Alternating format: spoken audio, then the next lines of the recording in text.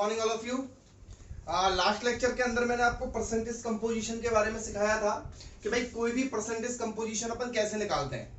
तो चलिए quick revision के लिए, जैसा कि हर लेक्चर के अंदर मैं आपको एक क्वेश्चन लेता हूँ लास्ट लेक्चर से रिलेटेड, तो अपन एक क्वेश्चन को करते हैं।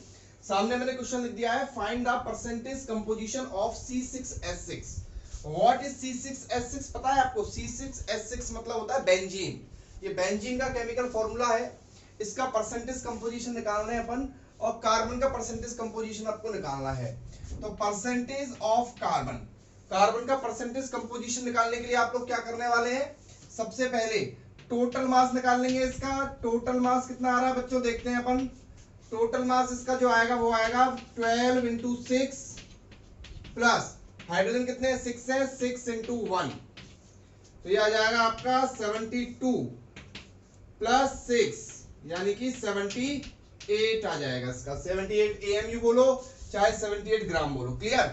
तो परसेंटेज ऑफ कार्बन 12 × 6, ऊपर तो आएगा 12 × 6, कार्बन कितने हैं? 6 है ना, और नीचे आएगा 78 × 100। 100% के लिए निकालेंगे तो ये आ जाएगा आपका 12 × 6 कितने होते हैं? 72 अपॉन 78 × 100, या फिर मैं इसको 6 से यहीं पे कट कर दूं, ज्यादा बढ़िया रहेगा ना। 6 से काट दो, 6 × 1 = 6, 6 × 3 = 18, तो यह जाएगा आपका 1200 अपॉन 13%, और इसको आप यहां पर सॉल्व कर लेंगे। यानी कि इस तरीके से अपन परसेंटेज कंपोजिशन को कैलकुलेट करते हैं। लास्ट वीडियो लेक्चर में अगर आपने नहीं देखा है परसेंटेज कंपोजिशन को कैलकुलेट करना, तो उसे आप कैलकुलेट कर लें। क्लियर है? चलिए, तो अब अपना जो नया टॉपिक है यहाँ पे वो है आपका, नेक्स्ट टॉपिक जो है वो है आपका एम्पेरिकल फॉर्मूला। क्या है बच्चों? Empirical formula. अब एम्पेरिकल फॉर्मूला और आपने अब तक देखा होगा मॉलिक्यूलर फॉर्मूला, है ना। अब अपन यहाँ देखेंगे एम्पेरिकल फॉर्मूला और मॉलिक्यूलर फॉर्मूले में क्या डिफरेंस है। मतलब एक नई चीज सीखने वाले हो आप। अब तक आप जैसे मान लो कि मैं बोलूं कि बेंजीन है, तो बेंजीन का मॉलिक्यूलर फॉर्मूला कितना है? C6H6। ग्लूकोज का कितना है? C6H12O6। वाटर का कितना है? H2O। ये क्या है? सब मॉलिक्यूलर फॉर्मूले हैं, बट ये एम्पेरिकल फॉर्मूले हो भी सकते हैं और नहीं भी हो सकते हैं। ठीक है? एम्पेरिकल फॉर्मूला मॉलिक्यूलर फॉर्मूले में क्या डिफरेंस है वो अपन आज डिस्कस करने वाले हैं, और किसी भी चीज का एम्पेरिकल फॉर्मूला कैसे फाइंड आउट किया जाता है, कैसे कैलकुलेट किया जाता है, वो भी अपन सीखने वाले हैं। एक्चुअल में क्या है, अभी मैंने आपको एक मॉलिक्यूलर फॉर्मूला दिया, और उस मॉलिक्यूलर फॉर्मूले से आपने क्या किया? परसेंटेज कंपोजिशन निकाला। अब आपको परसेंटेज कंपोजिशन दिया जाएगा और आपको एम्पेरिकल फॉर्मूला और मॉलिक्यूलर फॉर्मूला आपको कैलकुलेट करना है। आज के इस लेक्चर में अपन एम्पेरिकल फॉर्मूला कैलकुलेट करना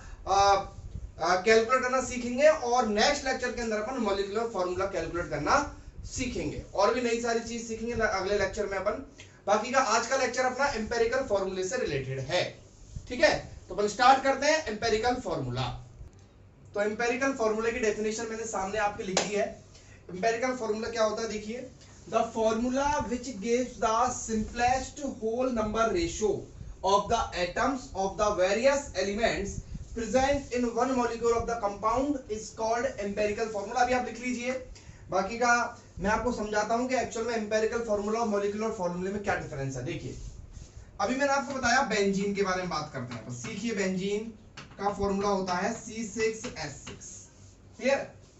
लेकिन इसका जो ये तो हो गया इसका मॉलिक्यूलर फॉर्मूला, MF बोलूंगा मैं इसको। क्या हो गया? ये मॉलिक्यूलर फॉर्मूला हो गया, बट इसका जो एम्पेरिकल फॉर्मूला होगा बच्चों वो केवल CH होगा। 6 से 6 कट जाएगा इस तरीके से। क्लियर है?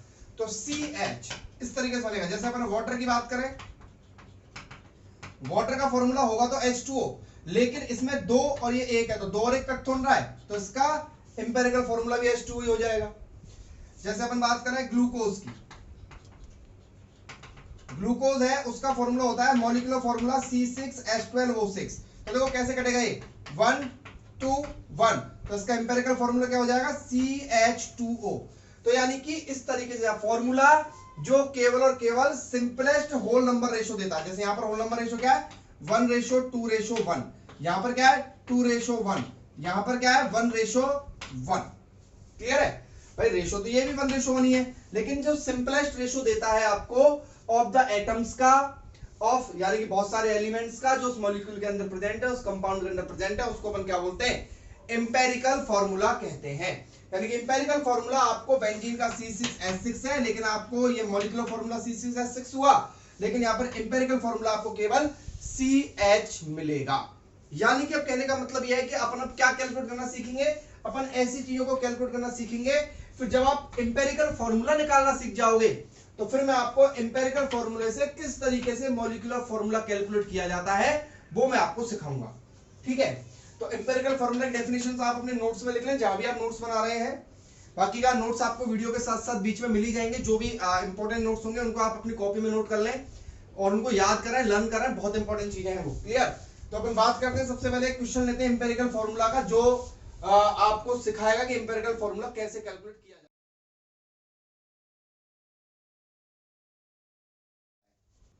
तो सारी स्टेप्स आपने देख ही ली है कि एम्पेरिकल फॉर्मूला जो है वो किस तरीके से लिखा जाता है, आपको नोट्स में मिल चुका है। ठीक है, तो अपन बात करते हैं क्वेश्चन की। परसेंटेज कंपोजिशन इज 92.4% कार्बन दे रखा है आपको। कार्बन की परसेंटेज कितनी दे रखी है, 92.4% कार्बन है और 7.6% हाइड्रोजन है। ठीक है, अब आपको एम्पेरिकल फॉर्मूला डिटरमाइन करना है कि एम्पेरिकल फॉर्मूला कैसे निकाला जाएगा। तो देखिए, मैं आपको सबसे पहले एक टेबल से इसको सिखाऊंगा। एक टेबल अपन इस तरीके से बनाएंगे। ठीक है, इस टेबल इस तरीके से बनाएंगे और यहां लिखेंगे अपन सबसे पहले अपन यहां लिखने वाले हैं, और हर आपको क्वेश्चन के अंदर टेबल बना के सॉल्व करना, जल्दी सॉल्व हो जाएगा। तो सबसे पहले इस वाले कॉलम में अपन लिखेंगे एलिमेंट का नाम। एलिमेंट आपको दिया हुआ है, दो एलिमेंट आपको दिए हुए हैं, एक तो कार्बन दिया हुआ है और एक हाइड्रोजन दिया हुआ है। फिर लिखेंगे उनकी परसेंटेज कितनी कितनी दी गई है। बहुत आसान है तरीका, इस तरह से करने से क्या है, आपको प्रोसीजर भी जल्दी याद हो जाएगा, स्टेप में भी प्रॉब्लम नहीं आएगी। क्लियर? ये आ जाएगा आपका 92.4% दे रखा है और वो दे रखा है आपका 7.6%। क्लियर? उसके बाद आपको यहां लिखना है इनका मास, इनका molecular mass. Molecular mass carbon का होता है 12 और हाइड्रोजन का होता है 1। क्लियर? मैं आपको सारी स्टेप जो आपको मैंने भी स्टेप बताई है, देखिए सबसे पहले मैंने आपको बताया था, पहली स्टेप जो थी वो थी कि calculate the moles of atoms. तो सबसे पहले आपको ये लिख लेना है, फिर आपको मोल्स निकालने हैं। मोल्स कैसे निकालेंगे, मोल्स निकालने का तरीका है, इस परसेंटेज में इस मास का डिवाइड दे देंगे अपन, इसको अपन मानेंगे मास परसेंटेज। मास परसेंट मतलब ये गिवन मास है, और गिवन मास अपन मॉलिक्यूलर मास क्या होता है, मोल होता है। तो 92.4 में डिवाइड देंगे 12 का, और इधर 7.6 में डिवाइड देंगे 1 का। तो ये तो 7.6 आ जाएगा, और जब मैं इसको थोड़ा सा बड़ा कर देता हूं, और जब इसको आप सोल्व करोगे 92.4/12 को, तो ये आ जाएगा अप्रॉक्स 7.7। क्लियर है?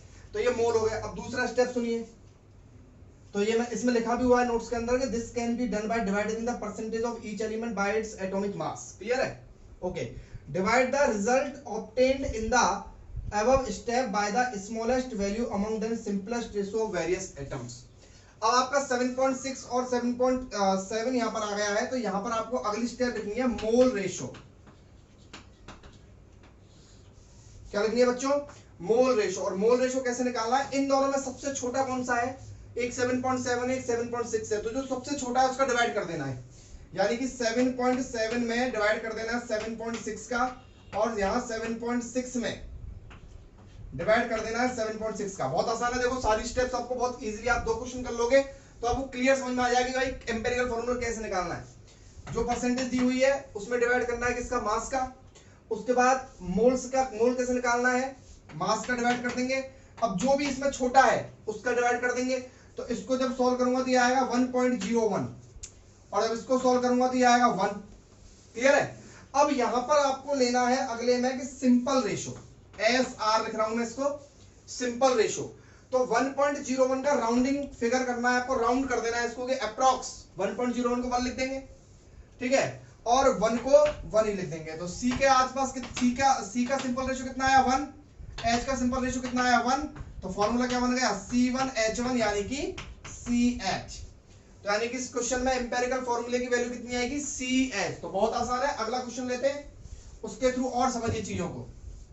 तो अगला क्वेश्चन अपना है 54.3% कार्बन दे रखा है, 9.0% हाइड्रोजन है और 36.7% आपका ऑक्सीजन दिया हुआ है, और आपको एम्पिरिकल फॉर्मूला कैलकुलेट करना है। तो मैंने आपको क्या स्टेप बताई थी, अगर आपने इस क्वेश्चन को कॉपी में कर लिया तो उसको करने में बहुत आपको प्रॉब्लम नहीं आएगी। देखिए कैसे, सबसे पहले एक टेबल बनाएंगे और इस टेबल में पहला जो कॉलम बनेगा वो किसका बनेगा बच्चों, एलिमेंट का। तो पहला एलिमेंट, एलिमेंट कितने अपने पास 3, तो 3 बार मैं लाइन बना देता हूं। पहला एलिमेंट है कार्बन, दूसरा है हाइड्रोजन, तीसरा है आपका ऑक्सीजन। क्लियर। उसके बाद आपको परसेंटेज लिखनी है इन तीनों की। दूसरे कॉलम में परसेंटेज की कितनी है 54.3%, इसकी आपकी 9.0% और इसकी आपकी 36.7%। उसके बाद आप इनको क्या लिखना है आपका मास। मास कितना होता है कार्बन का 12, हाइड्रोजन का 1, ऑक्सीजन का 16। बोलो, सबको बताया ना मोलर मास, कार्बन का 12 होता है, हाइड्रोजन का 1 होता है, ऑक्सीजन का 16 होता है।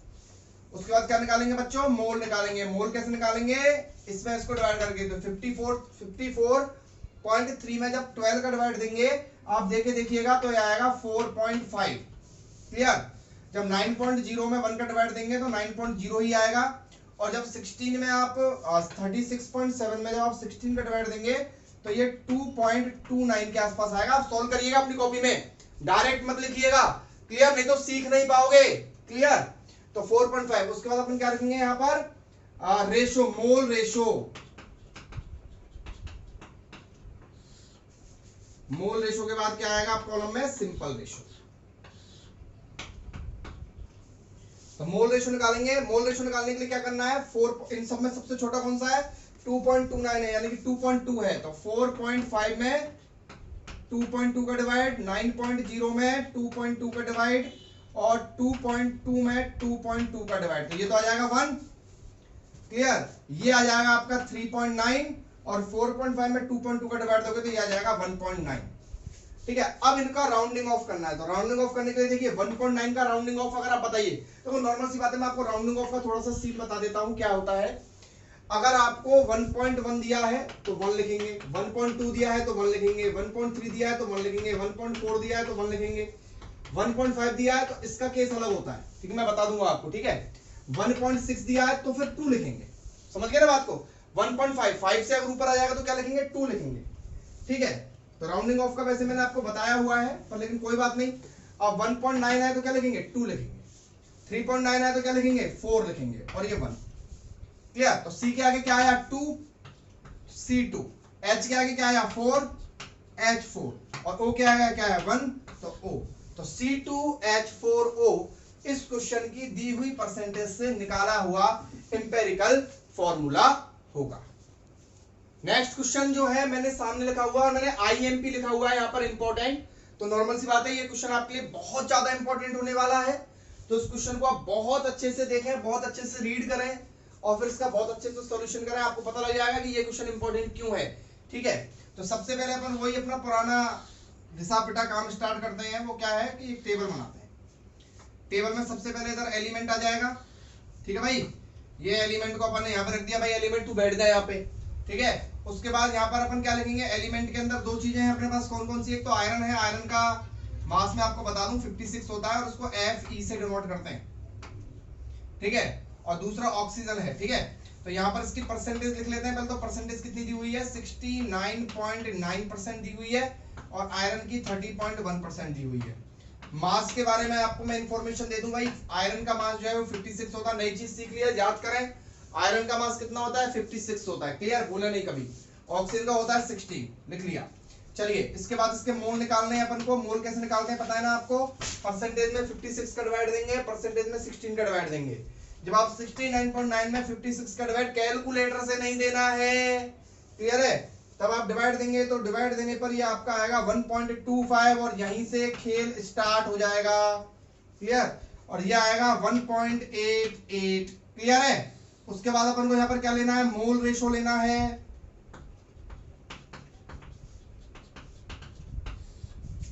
मोल रेशो निकालने के लिए क्या करना है आपको, इनमें सबसे छोटा कौन सा है 1.25 है।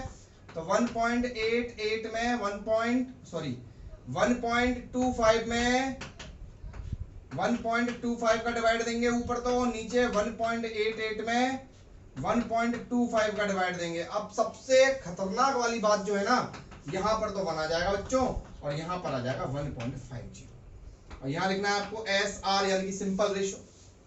अब चक्कर यहां पर ये पड़ेगा आपको, सबसे बड़ी दिक्कत यहां पर ये आएगी कि सर ठीक है मोल रेशो यहां 1 आ गया, इसको तो 1 लिख देंगे, पर 1.50 का राउंडिंग ऑफ कैसे करें सर?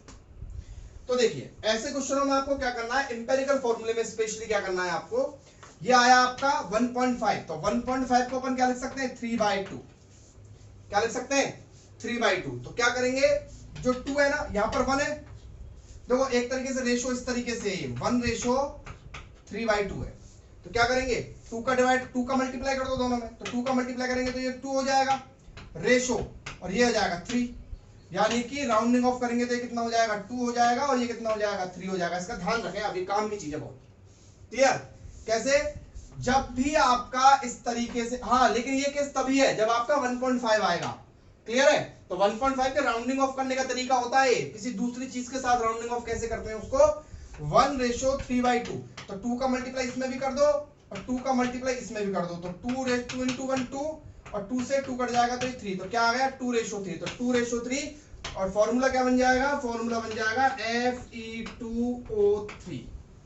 आयरन के नीचे 2 लिख देंगे, ऑक्सीजन के नीचे 3 लिख देंगे, और फॉर्मूला बन जाएगा Fe2O3। और इस तरीके से इंपेरिकल फॉर्मूला के जो क्वेश्चंस हैं वो अपने इस तरीके से तरीका जो है इंपेरिकल फॉर्मूला को निकालने का होता है।